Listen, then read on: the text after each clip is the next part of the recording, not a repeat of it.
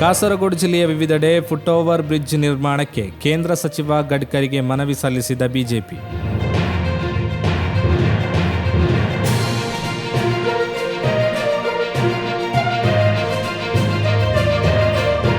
ಹಲವಾರು ಕಡೆ ಪಾದಚಾರಿಗಳಿಗೆ ರಸ್ತೆ ದಾಟಲು ಅನಾನುಕೂಲವಾಗುವುದನ್ನು ಮನಗಂಡು ಕಾಸರಗೋಡಿನ ಅಡ್ಕತ್ತಬೈಲ್ ಮಂಜೇಶ್ವರ ಭಾಗದ ಐಲಾ ಶ್ರೀ ದುರ್ಗಾ ಪರಮೇಶ್ವರಿ ಕ್ಷೇತ್ರದ ಬಳಿ, ಕನೆಲ ಶ್ರೀ ಭಗವತಿ ಕ್ಷೇತ್ರದ ಬಳಿ ಹಾಗೂ ಬಂಗ್ರಮಂಜೇಶ್ವರದಲ್ಲಿ ಫುಟ್ ಓವರ್ ಬ್ರಿಡ್ಜ್ ನಿರ್ಮಿಸಲು ಕೇಂದ್ರ ಸಾರಿಗೆ ಸಚಿವರಾದ ನಿತಿನ್ ಗಡ್ಕರಿ ಅವರಿಗೆ ದೆಹಲಿಗೆ ತೆರಳಿ ಮನವಿಯನ್ನು ಸಲ್ಲಿಸಿದ ಬಿಜೆಪಿ ಕೋಳಿಕೋಡ್ ಮಂಡಲ ಉಪಾಧ್ಯಕ್ಷ ವಿಜಯ್ ರೈ ಈ ಸಂದರ್ಭದಲ್ಲಿ ಮಂಗಳೂರಿನ ಸಂಸದರಾದ ಬ್ರಿಜೇಶ್ ಚೌಟ ಜೊತೆಯಲ್ಲಿದ್ದರು.